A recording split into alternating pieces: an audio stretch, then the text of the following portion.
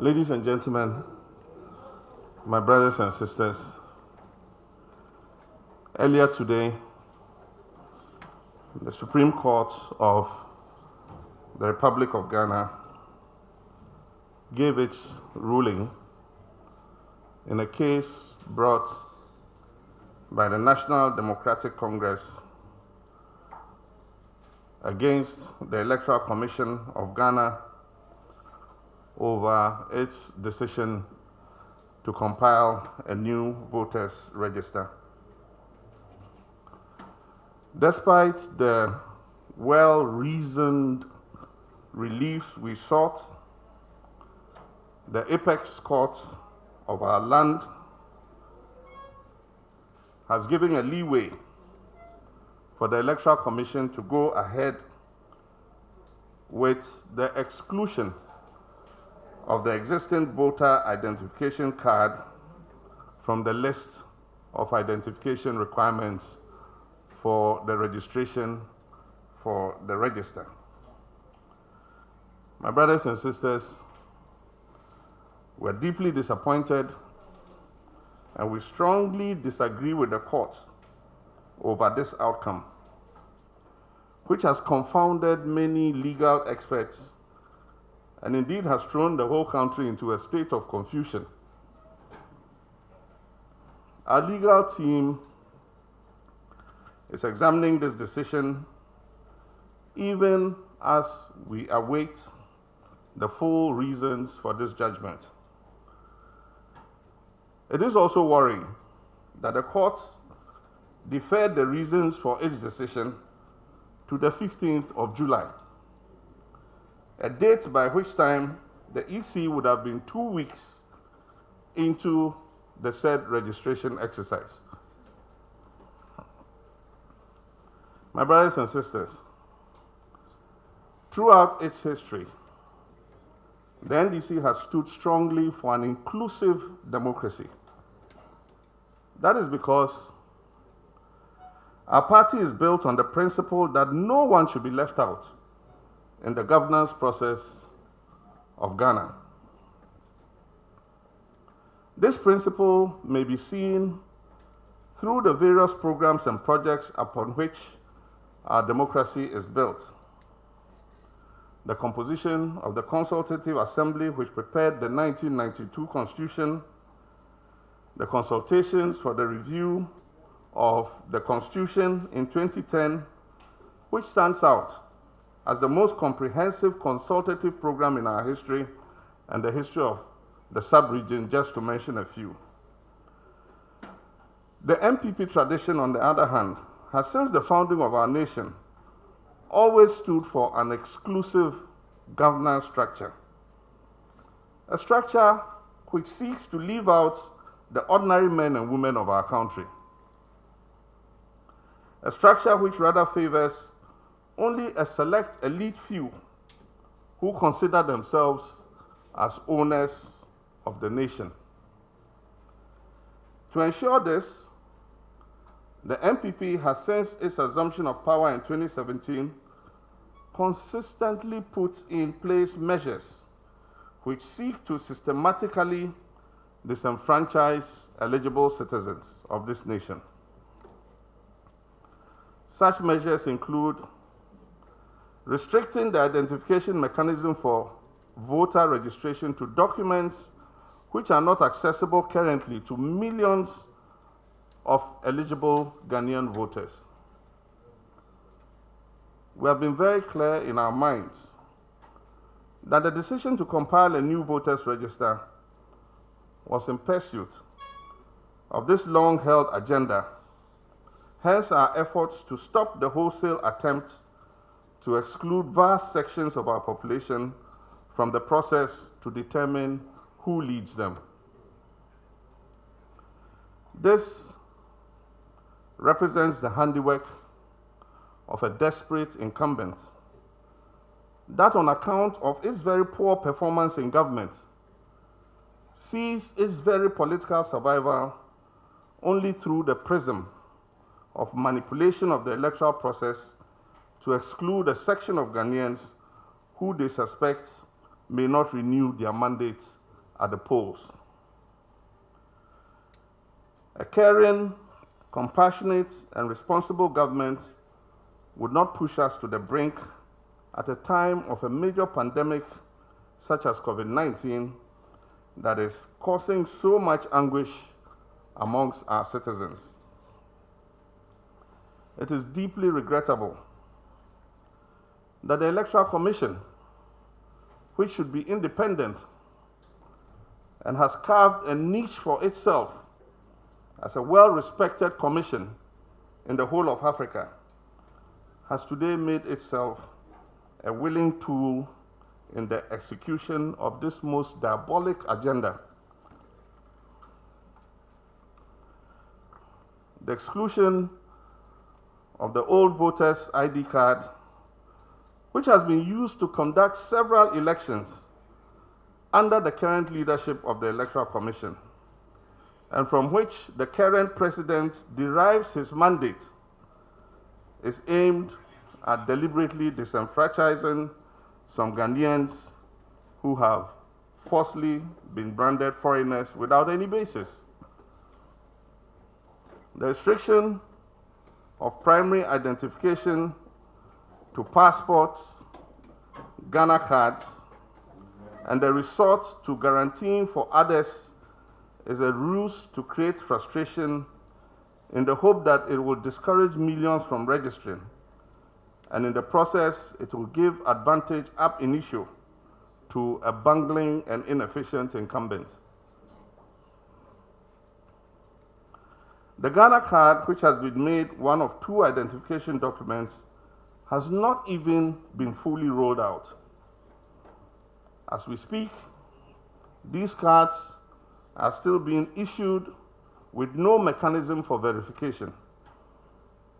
The National Identification Authority, the NIA, has itself admitted to duplication of thousands of these cards. Therefore, the NDC's decision to go to the Supreme Court was informed by the party's time-honored belief and commitment to an inclusive democracy as opposed to the MPP's exclusiveness. However, it was obvious from the outset of this struggle that inclusive democracy was not going to have a hearing, even against the resounding calls by the National House of Chiefs, religious leaders, civil society organizations, and various trade and professional groups. My brothers and sisters, the right to vote must, however, not be curtailed on account of this minor setback. We cannot throw our hands up in despair because the fight to insist on inclusion has been temporarily derailed by this ruling of the Supreme Court. We can still make our voices heard, even if we must endure some inconvenience and frustration. To achieve the objective of taking part in the decision over who governs us, we must be willing to make the necessary sacrifices in the present circumstances. I therefore urge all Ghanaians of voting age to channel the disappointment at the effort to exclude them from the electoral process into an opportunity to have their voices heard and turn up to register in their teeming numbers when the process begins next week, Tuesday.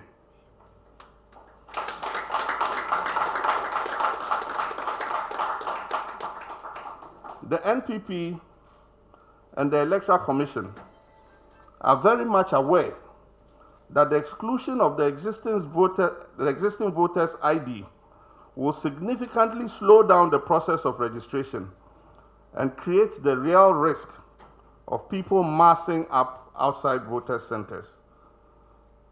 But this is what happens when politics is put before the people. While at it, Let us keep safe by adhering strictly to all the COVID-19 preventive protocols, such as social distancing, the wearing of face masks, among others, particularly because of the increasing trend in the number of infections and deaths recorded in our country. And I pray that the Almighty God should protect all our citizens who come out to exercise their constitutional rights to register from any sickness or infection by this disease. The process may be made deliberately slow and painful, but I encourage you all to endure insofar as it will enable you to vote out this government that has masterminded this frustration in the first place.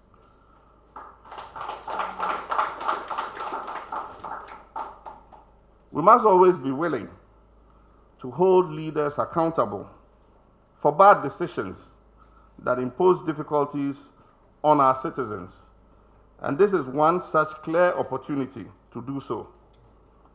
Do not let the several hours you may spend at the registration center get you to surrender your right to vote. If you do so, that will only embolden those who seek to disenfranchise you. To the few who have passports and Ghana cards, please make use of them and register. And to those who get the opportunity to register, I implore you to assist your brothers, your sisters, and compatriots by guaranteeing for them, even if it takes a bit more of your time. Please see this as a civic duty and your contribution to the efforts to preserve the right to vote. This way, we will undo the grand conspiracy to deprive us of the inalienable right to vote, and we will, in the process, send a clear signal that it is only we, the people, who will decide who gets the opportunity to lead this country, and not governments we elect or state agencies who make themselves pliant accomplices in their attempt to disenfranchise us.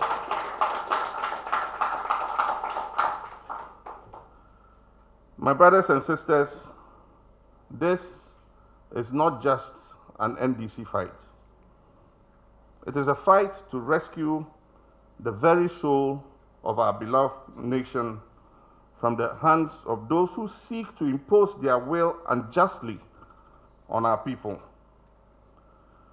Our forefathers founded this nation with the motto, freedom and justice. It is clear today that never in the history of our Fourth Republic have these two lofty ideals been in such short supply. I salute all the diverse organizations, civil society organizations, prominent chiefs, organized labor, religious leaders, professional groups, and all well-meaning Ghanaians who have rallied around this cause to demand that the right thing be done in the larger national interest. I call on all Ghanaians who yearn to see a change in the governance of this country to rise up and be counted, for where there's a will, there's a way. No politically engineered register can save this failed government.